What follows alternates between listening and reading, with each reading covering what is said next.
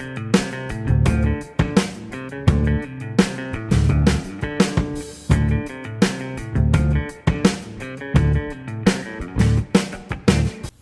what's up, everybody? Welcome, man. I'm going to do a classic rock reaction. This is going to be a back-to-back reaction. Now, typically a back-to-back is the same song, studio first, and then the live rendition, same band. But in this case, what I'm going to do, man, it's a back-to-back studio cut comparison between one band and another. In this case, the two bands, Led Zeppelin and Tool. And of course, the song being compared to is called No Quarter. I've done Led Zeppelin's No Quarter reaction before, both the studio cut and the live cut. And since then, man, a year has gone. So many folks have been saying, hey, man, you really got to check out Tool's rendition. Tool really does credit and a great homage to the original, you know. So I've been getting that for the last year. And recently I did a Tool reaction on the Beyond Classic platform. And really good feedback, man. Oh, man, fantastic. Yo, so glad that you finally got to Tool. And I really encourage you to cross those two bridges and amalgamate the two and do a back-to-back with Led Zeppelin. So, and a lot of people are trying to push me towards giving Tool the Led Zeppelin treatment on the other platform. So I thought to myself, well, all right, man, let's join the two channels just this one time.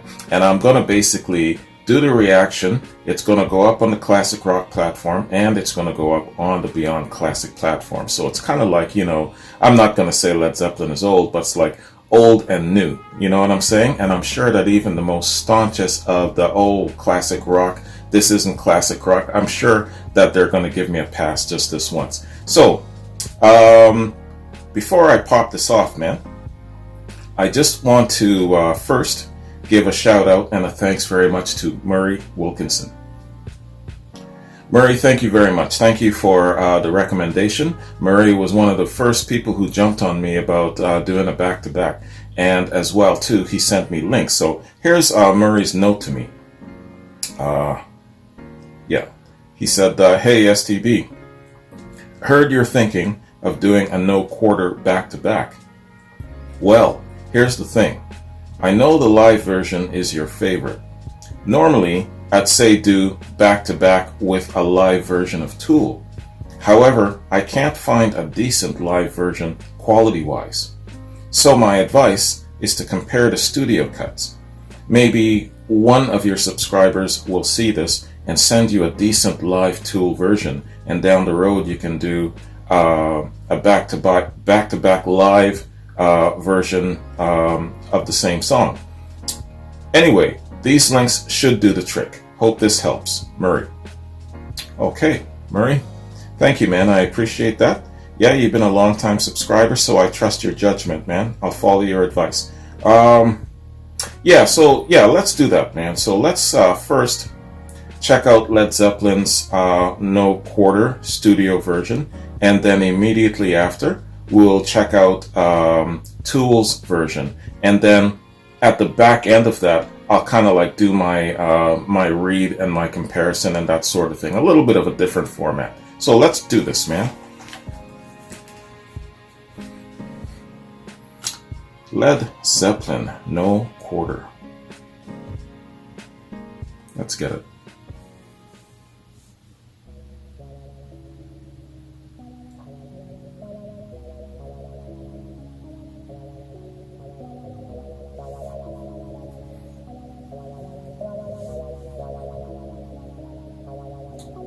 By the way, this is one of the Led Zeppelin songs that got me into deciding to follow album by album, song by song chronology. This song and Achilles' Last Stand. Those are the two songs that made me decide.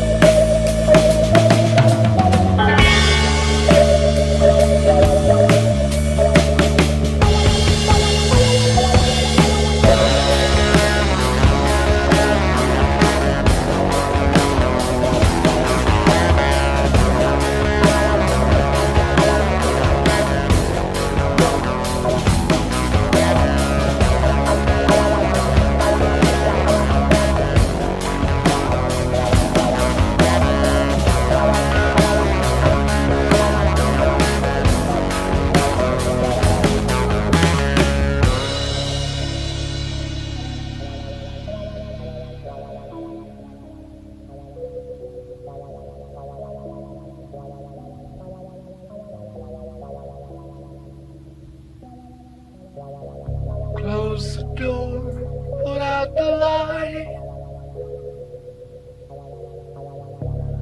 No, they won't be home tonight. The snow falls hard, and don't you know? The winds of Thor are blowing cold. They're wearing steel that's bright and true. They carry news that must get through. They choose the path where no one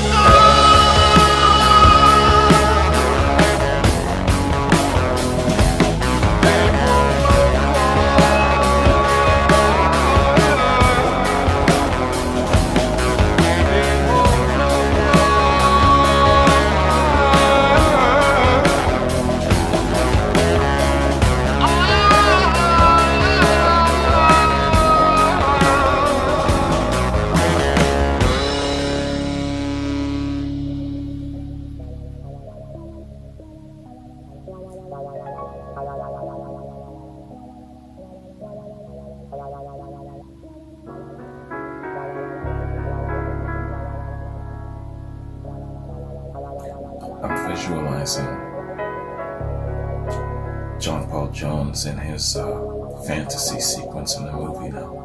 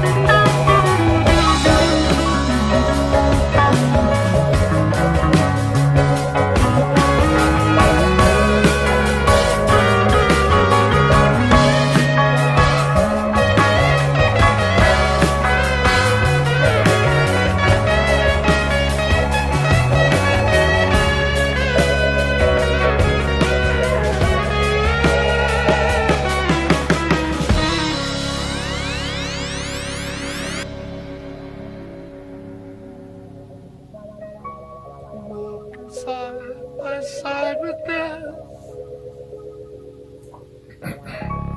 Devil mocks their every step.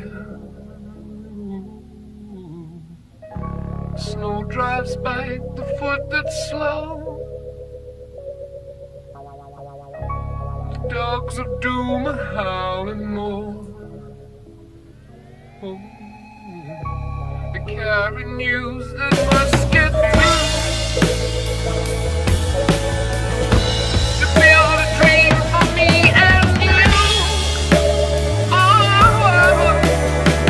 they do the path that no one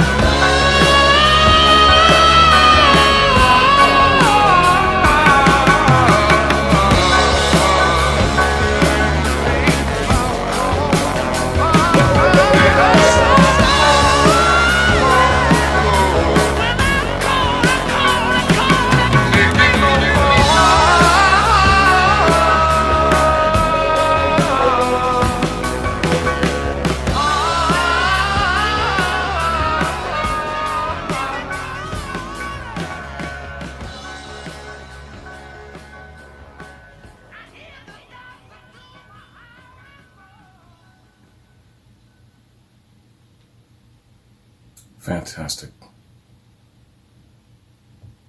What a fantastic song.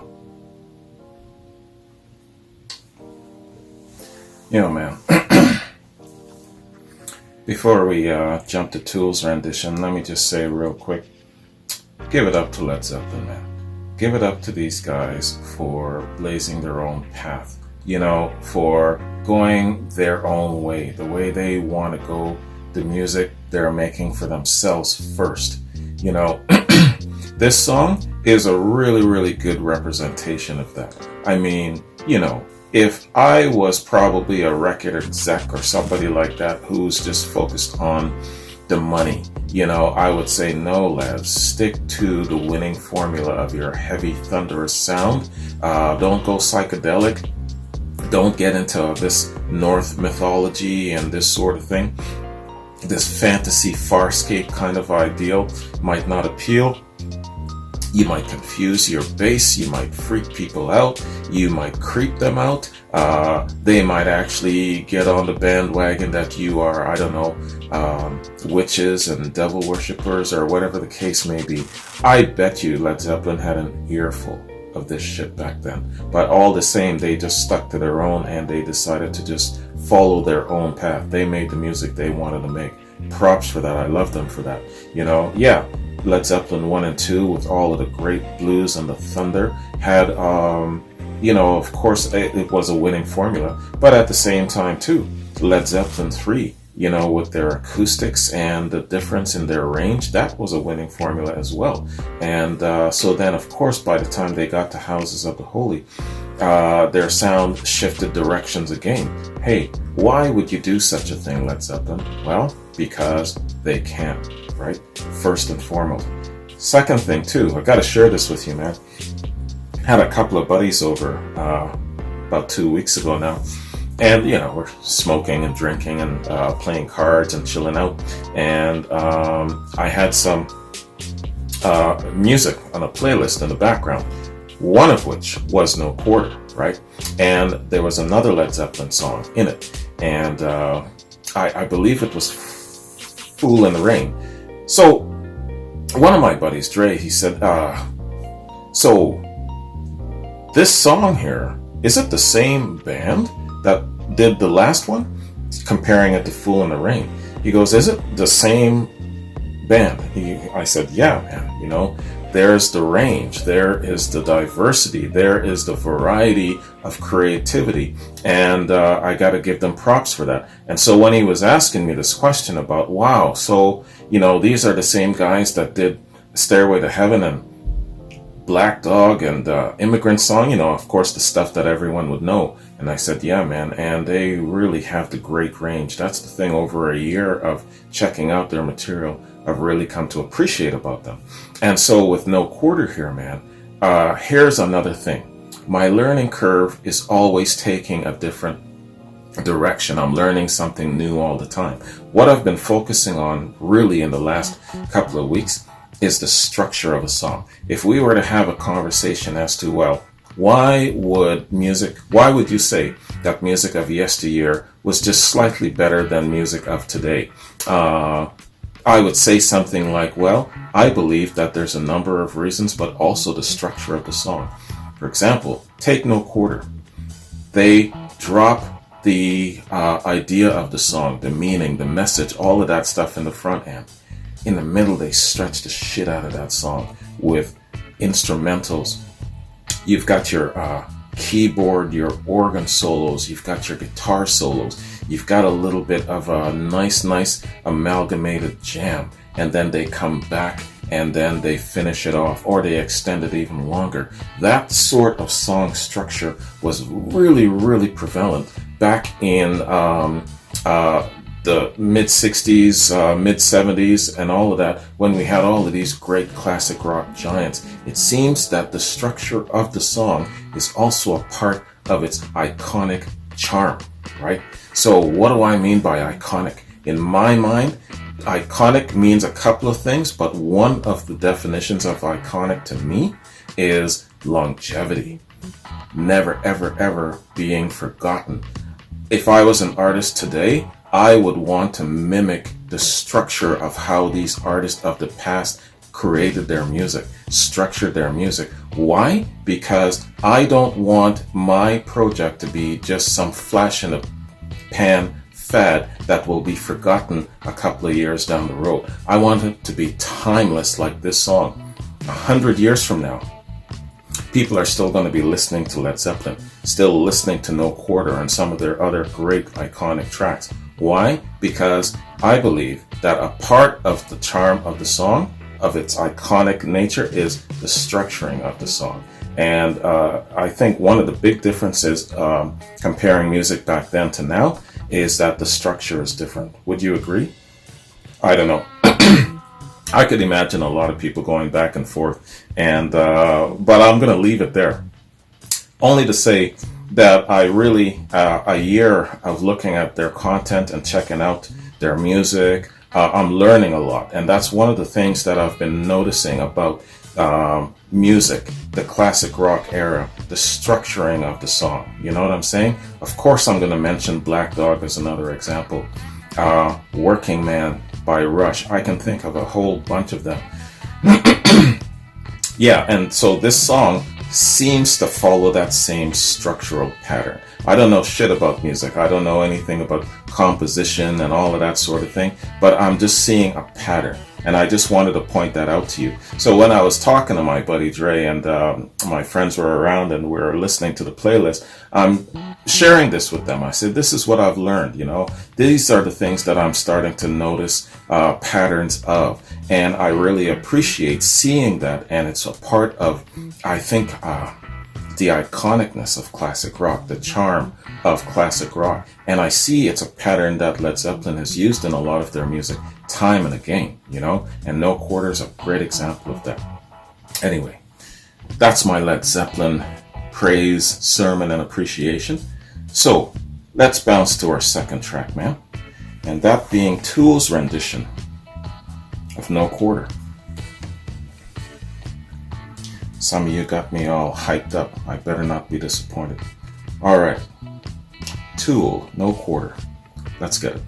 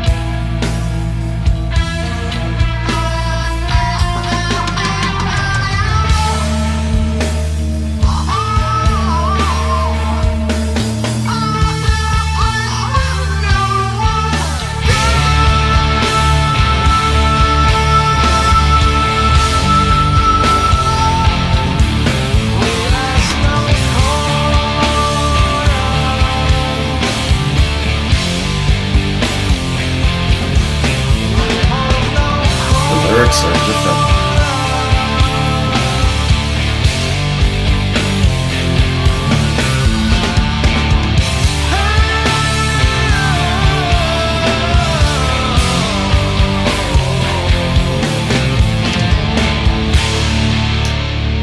Zeppelin's rendition.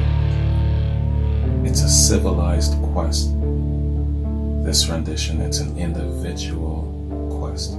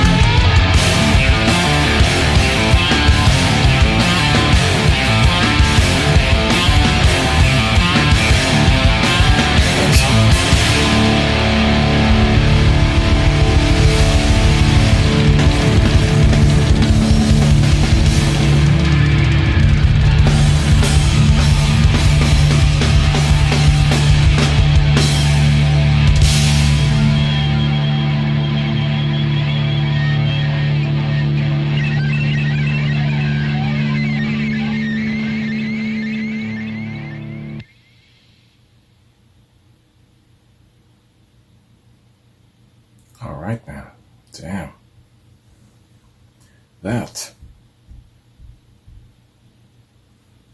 was a trip, boy. You talk about, what was I talking about?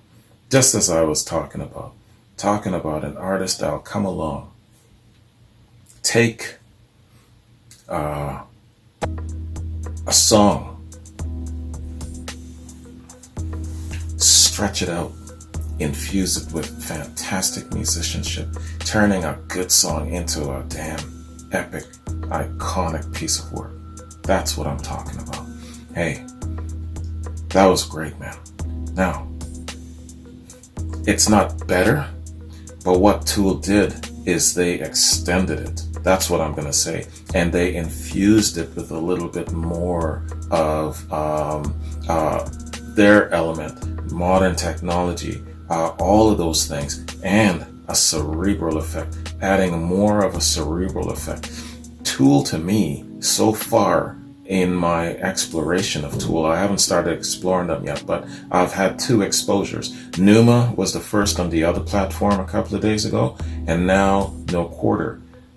What I'm seeing, what I'm feeling from them is they are almost the baby of Led Zeppelin and Pink Floyd. You take the thunder of Led Zeppelin, and then you take the cerebral seduction of Pink Floyd. You put it together, and you've got Tool. That's what I'm feeling about them. Now, I'm only 2 songs in, but that is the impression that I'm getting about these guys. And I'm telling you, man, it's a lot of people who've been saying to me, give Tool the Led Zeppelin treatment. You won't be sorry. With the new channel, Beyond Classic Rock, we can actually do a Led Zeppelin format for a band on it, and I'm looking for a candidate. And so far, they are the front runners. I'm gathering more input, more information, just to make sure. We'll see how that goes. But yeah, so far so good, man. I'm impressed as hell.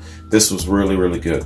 And where it comes to covering a song, where it comes to covering a great band, you take a great band and then you do a cover of that band, you've got a really great iconic cover, and you can't do a better cover than this.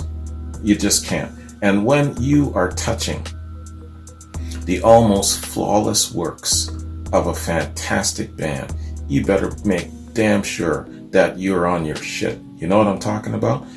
I see covers of great songs and I think to myself, why in the hell did you even bother? If you can't match the greatness of that song or even surpass it, why would you even bother touching it? Man, let me take you back to Led Zeppelin 3. I remember, and this is almost criminal, my first exposure to Hey Hey, What Can I Do was not Led Zeppelin. Check this shit out, man.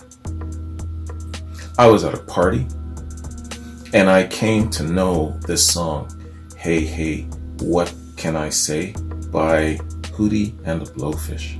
Now, I love Hootie and the Blowfish. I was gonna say bullshit. I love Hootie and the Blowfish. I got nothing against them. But yo, what in the hell is wrong with you? You cannot touch Hey Hey, What Can I Do and give it your spin, your rendition. Come on, man. You take a great, great band that has such a fantastic command of a great song like Hey Hey, What Can I Do, and then you give it the Hootie and the Blowfish spin. What the hell? You know what I'm saying? Like I said, no disrespect to Hootie and the Blowfish, but I'm sorry, man. You've got a Civic, and then you've got a BMW. I'm sorry. But Tool, though, they knew what they were doing. They knew where they were at. They knew that they had the ability to not only match this, but in some ways even make it better, even surpass it in some respects. They know of themselves that they have enough talent. They've got the combination of the thunder, the combination of the cerebral charm. And you put that together and you add all of the other elements that they've got at their disposal right now in this time. And you have a masterful piece of work, and that's exactly what this is. So they were very, very calculating. They studied, they know themselves, they studied the project being Led Zeppelin, and they knew that they were going to pull off a fantastic cover. And all I'm saying to a lot of artists, man, is when you are doing the cover of a masterful band like Led Zeppelin or any other great artist out there, make damn sure that you match it or surpass it. Otherwise, don't touch it. Stay the hell away from it. You're doing yourself and the rest of the world an injustice by covering something that you shouldn't. That's all I gotta say. You know what I'm talking about. We can all sit here and think of great songs that have been covered by other artists that turned out to be the shits. You know what I'm saying? Why release shit? Why?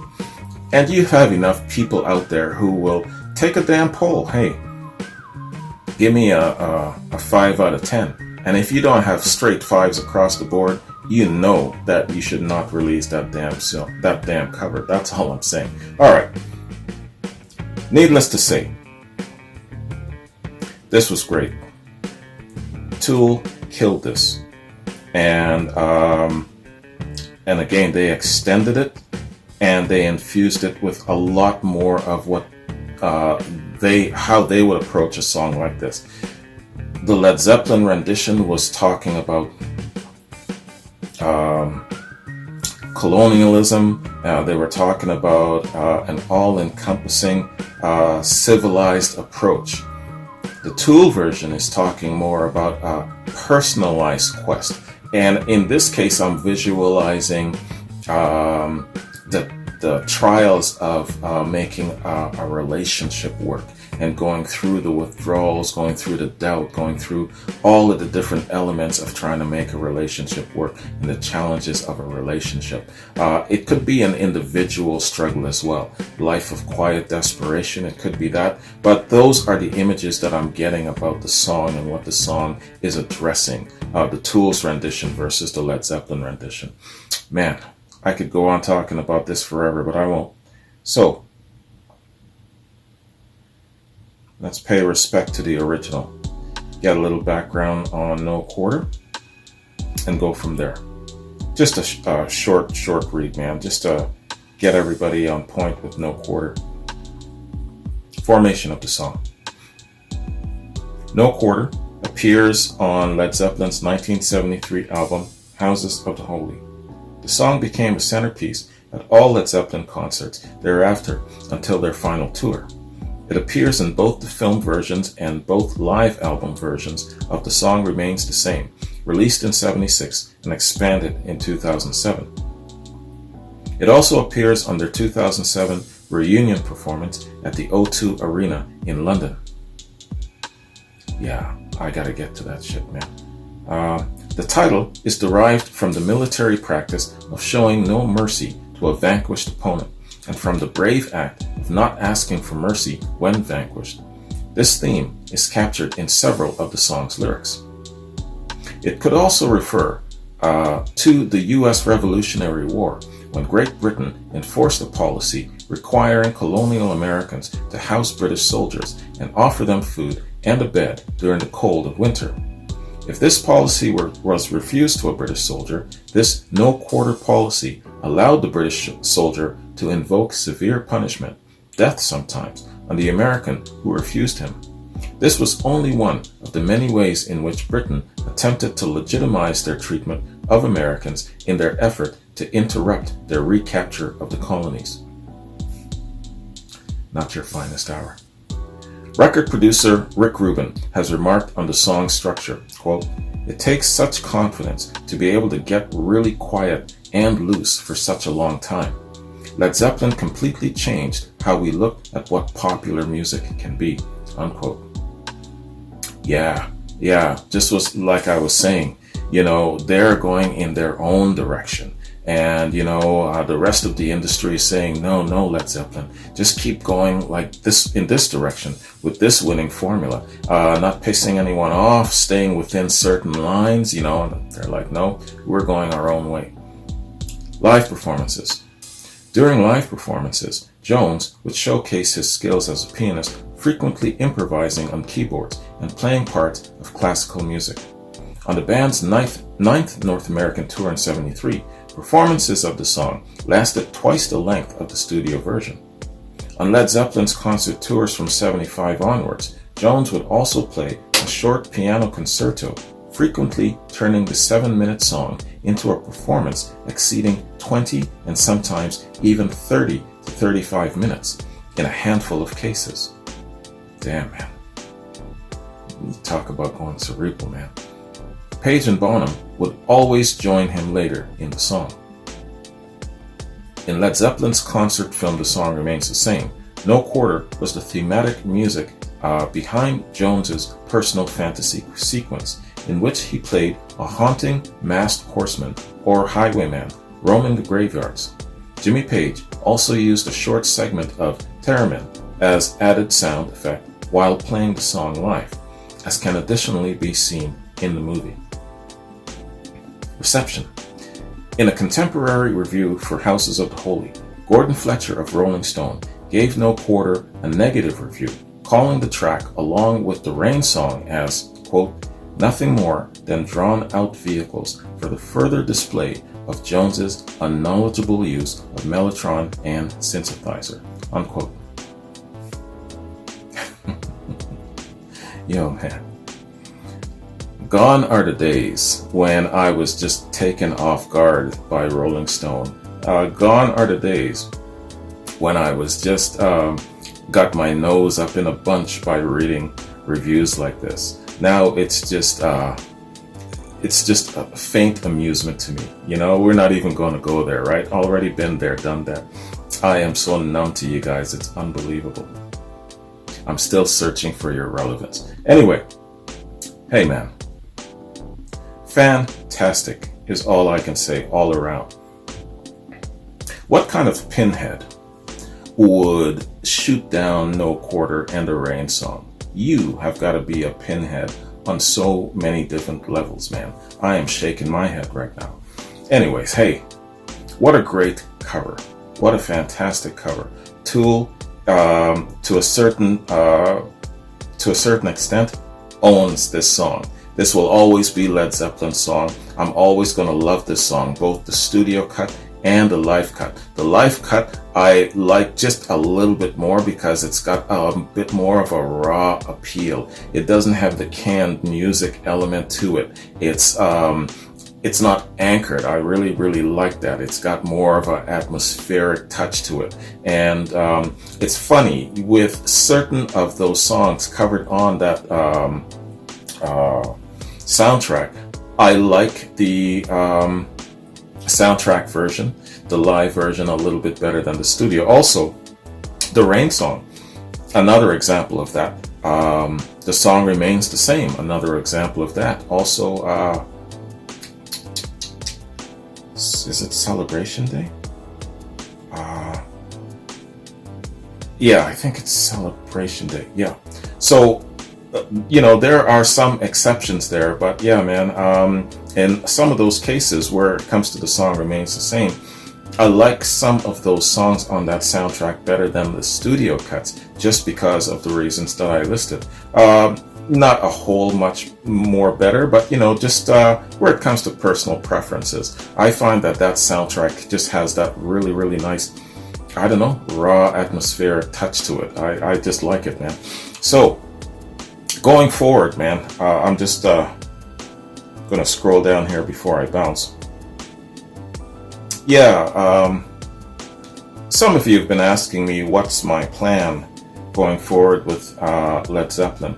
Well, on this platform, the Classic Rock platform, I'm going to continue with Led Zeppelin. What I'm doing at the moment is I'm going to be looking at some of the, I guess, lost tracks forgotten tracks. I know a lot of them are instrumentals, incomplete tracks, or whatever you want to call those. Explore that, see how many there are out there, find them, react to them, and then from there I'll go on to their live content. Still not sure where I'm going to start. I'll probably just finish off The Song Remains the Same, and then we'll see where the starting point is from there with the live stuff. Then that'll probably take us into the holiday season by the time I'm done with that. I'm definitely going to do the O2 Arena concert in full at that point. I made a promise, so I'm going to stick to that. And then from there, it'll be the new year, so I'm going to be focusing on their solo works. I know that especially Paige and Plant, they did a lot of solo stuff. Plant had a great solo career, so I'm going to focus on those. So it's probably about another year or so of Led Zeppelin. So I'm still going to be doing my Led Zeppelin format where it comes to a weekly reaction, that sort of thing. That's on the classic rock platform. On the Beyond Classic Rock platform, like I said earlier, I might give a band, a artist, the Led Zeppelin treatment as well. Follow the whole chronology of all of their works from song to song, do a minimum of one reaction per week, something like that. And Tool seems to be a good candidate. Still doing my market research, still kind of getting a feel for it. I'm definitely looking at all of the recommendations and everybody who says, yeah, you should do this and this. So I'm putting it out there. And I'll know probably within a short measure of time if I'm going to go that route. Or maybe another artist is even more deserving of the Led Zeppelin treatment on the Beyond Classic Rock platform. So it's nice to have a classic rock platform and a candidate like Led Zeppelin where you have a regular weekly thing going on. And then on the Beyond Classic platform where you have a different artist, a more modern era artist, and you're going through and you're following that pattern. So it appeals to me. It definitely has appeal. So that basically is my method going forward where it comes to both platforms and what I have planned where Led Zeppelin is concerned and possibly where Tool is concerned. So that's it. So thank you for those questions. Murray, and thank you very much. I appreciate you sending me these links and sending me the note and kind of giving me an orientation. I appreciate that very much. When I'm starting out with something and I don't know where to go, what to do, it really helps when someone comes in and says, hey man, you should check it out, try it like this, approach it like this. It's cool. And thank you for not dropping orders. And there's some patrons and subscribers that I don't know, for some reason feel all so entitled that they say that I should do something and they expect it. You know what I'm saying? So thank you for not coming off that way, Murray. I appreciate that. Anyways, what else was I gonna say? Yeah, I think that's it, man. That is it. That's my reaction. I love Tool. I loved what they've done. Great, fantastic cover and a great credit to an already established and legendary band and an iconic song. They treated it very, very well. They treated it like the precious treasure that it is. So props to Tool for that, man. Anyways, you guys have yourselves a good one. By the way, I'm gonna basically upload this reaction on both platforms. So you don't necessarily have to go back and forth or anything like that. But please feel free to explore the Beyond Classic Rock platform if you haven't already done so, and just check out the variety of the things that we're doing. I think that you're going to like all the ground that we've covered so far. It's only been a few weeks, but we've covered everything from Latin grooves to reggae to classical to punk rock to every single thing, man. The Red Hot Chili Peppers, that was a really, really big one. So check that out. I think you'll like what we're doing on the next platform. Anyways, you guys have yourselves a good one. Take care, and I'll catch you in my next Zeppelin reaction. Peace.